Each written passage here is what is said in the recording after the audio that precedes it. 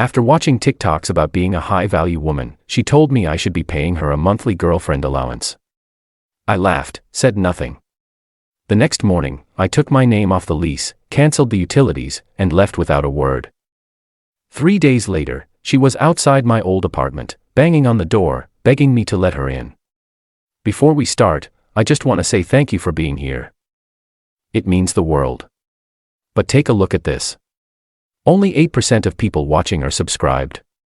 If you enjoy these stories and want to support more of them, just one click makes a huge difference. So I, 31, moved in with my girlfriend, Amber, 28F, about 8 months ago. We'd been dating for a year before that, and everything seemed great. We met through a mutual friend's barbecue, hit it off, and things progressed pretty naturally from there. Some background. I work as a commercial plumber, started as an apprentice at 19, worked my way up, and now run my own crew for a decent-sized company in the city.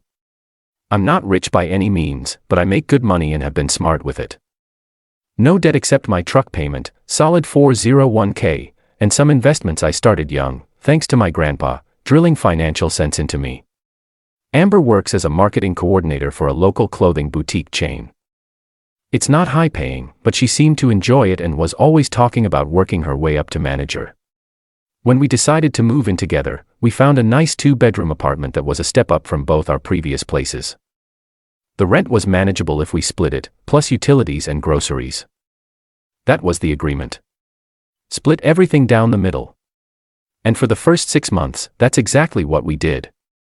We'd Venmo each other for bills, take turns grocery shopping, and everything was fair. I even did most of the cooking since I'm better at it and get home earlier most days. About 2 months ago, I started noticing changes in Amber.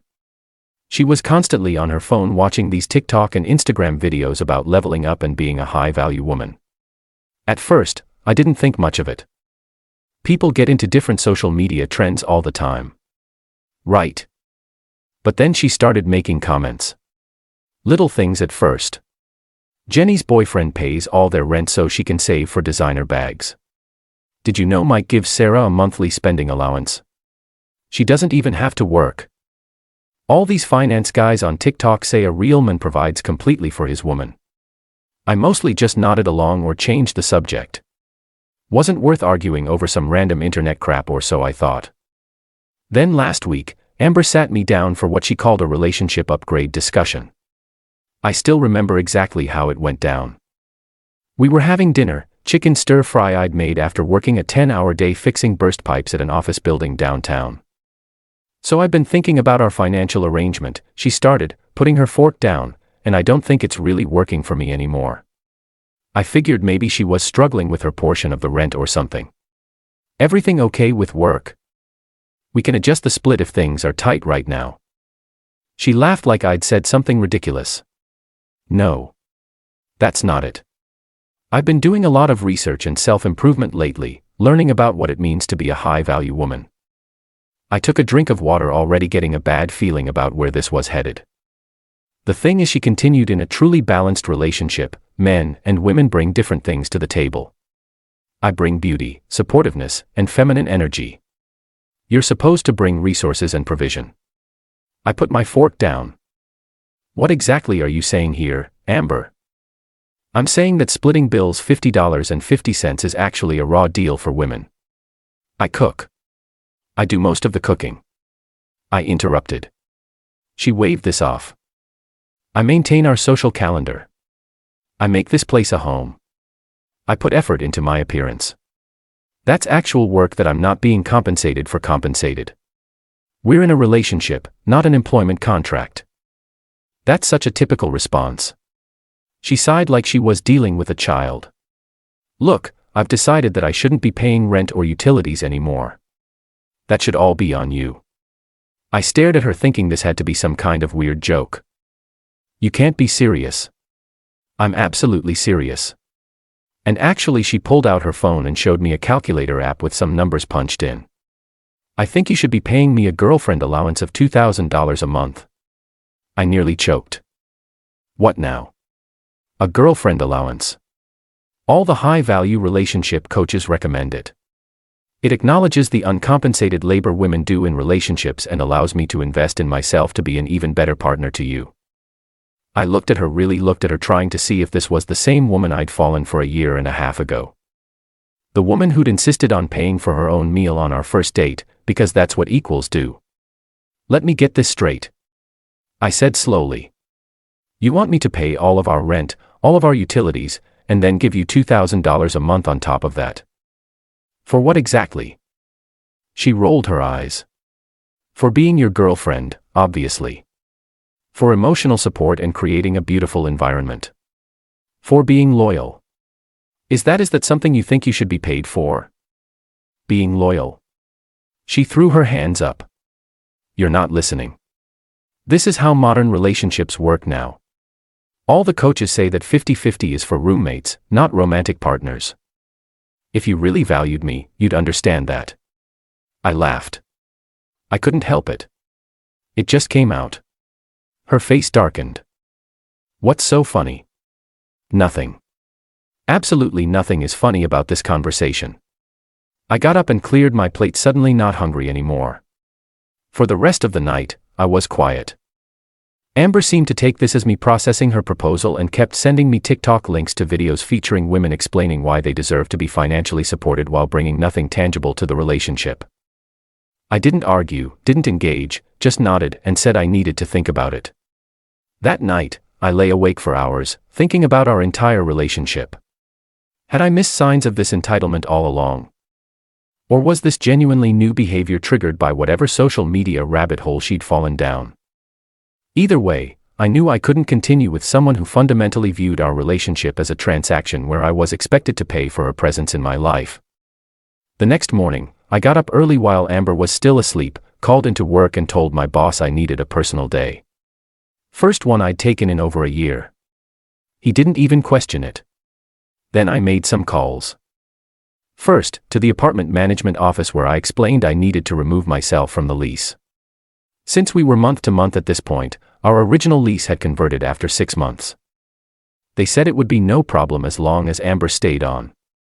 They emailed me the paperwork, which I printed at the UPS store down the street, signed, and returned in person. Next, I called the utility companies.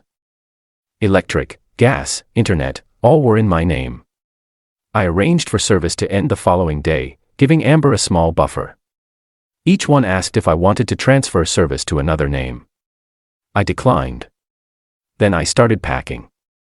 I didn't take anything we bought together, just my personal belongings, clothes, tools, and a few kitchen items that were specifically mine from before we moved in. Packed it all in my truck in 3 quick trips while Amber slept in. She never got up before 9 on workdays. Left my key on the counter along with a short note. Amber, I've thought about your proposal and decided we want different things from a relationship. I've removed myself from the lease and canceled the utilities effective tomorrow. They're all in my name, so you'll need to set up new accounts. The rent is paid through the end of this month. Good luck with finding someone who meets your new standards. Kyle. By 8:30 a.m., I was pulling into my buddy Mark's driveway. He's divorced and has a spare room he'd been trying to rent out anyway. When I explained the situation, he just shook his head and helped me carry my stuff inside. Girlfriend allowance. That's a new one, he said as we cracked open beers that night, even though it was a Tuesday. Yeah. Apparently, I'm supposed to pay her for the privilege of her time, I replied. Like some kind of subscription service. I turned off my phone that night, knowing Amber would eventually wake up, find my note, and blow up my notifications. I wasn't interested in the drama.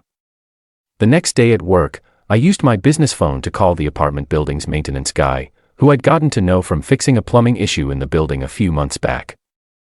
Asked him to let me know if anything crazy happened at the apartment. Funny you should ask, he said. Your girlfriend or ex, I guess, had a meltdown in the office this morning. Screaming about how they can't let you take your name off the lease without her permission. Manager had to show her the paperwork and remind her it's a month to month now. I thanked him for the info and got back to work. That evening, I turned my personal phone back on to a predictable avalanche of texts, calls, and voicemails from Amber. They followed the classic stages. First, confusion. Where are you? What is this note supposed to mean? Then anger. You can't just leave like this. The utilities are in your name. This is so immature. Followed by threats. I'm calling your boss. I'm calling your mom. This is illegal. Then bargaining. Okay. We can compromise on the allowance. Maybe just pay the rent and I'll handle utilities. And finally, panic. Kyle, please. The power's out. The internet is off. I have an important Zoom meeting tomorrow. You can't do this to me. I didn't respond to any of them. On day 3, Mark texted me at work. Dude, your ex is at your old apartment making a scene. Neighbor just called me. Might want to steer clear of the area. I forgot to mention, Mark actually lived in the same apartment complex just 2 buildings over. That's how we became friends in the first place, running into each other at the community grill area. After I moved in with him, he gave his number to a couple of neighbors we were friendly with, in case they needed to reach me while I was getting settled. Turns out, Amber had come home to find the electricity and gas shut off. She'd apparently spent the night at a friend's place, then returned expecting services to be magically restored. When they weren't, she started pounding on doors, including what used to be our door, as if I was somehow still inside, and just refusing to answer. The maintenance guy filled me in later. The building manager had to explain to her that she needed to set up new accounts in her own name, which would require deposits since she had no utility history. And she'd need to provide proof of income showing she could afford the apartment by herself or find a new roommate. She kept saying it was your responsibility to pay for everything, he told me, clearly amused by the whole situation. Manager asked her if she had that in writing, like some kind of contract. She went ballistic. About a week after I left, Amber's best friend Zoe reached out to me. We'd always gotten along well, and she seemed genuinely concerned. Kyle, she's a mess, Zoe said when I agreed to meet her for coffee. She had to take days off work to deal with getting the utilities turned back on, had to borrow money from her parents for the deposits. They're furious with her. That sounds difficult. I replied, not offering anything more. Zoe studied me for a moment. For what it's worth, I told her she was being ridiculous with that allowance stuff. We all did. She just got so caught up in those stupid videos. Doesn't matter now. I said, if it wasn't this, it would have been something else eventually. Maybe Zoe conceded. She asked me to find out if you'd reconsider, said she's learned her lesson. I shook my head. The lesson she learned is that actions have consequences. Not that her expectations were wrong. There's a difference. Zoe nodded slowly. That's actually really insightful. I'm sorry. Things ended this way. You were good for her. Apparently not $2,000 a month. Good. I joked. We finished our coffee and I haven't heard directly from Amber since through mutual friends. I learned she couldn't afford the apartment on her own and had to break the lease, losing the security deposit. She moved back in with her parents in the suburbs, adding an hour commute to her workday. As for me, I'm still at Mark's place but looking for my own apartment. Work is going well. Just got promoted to project supervisor, which means more money and more responsibility. I'm dating casually, but nothing serious. Taking my time. Looking back, I don't regret how I handled things. Was it a bit cold to leave while she was sleeping? Maybe. But after being told my role in our relationship was essentially to be an ATM, I didn't feel like I owed her a tearful goodbye. Sometimes the clearest messages don't need words at all, just actions. Oh, and I recently saw Amber posted a new TikTok video that's making the rounds in our social circle. It's about signs your man isn't high value and red flags you shouldn't ignore. Apparently, not wanting to financially support your girlfriend is at the top of the list. Guess I'm guilty as charged and completely at peace with it.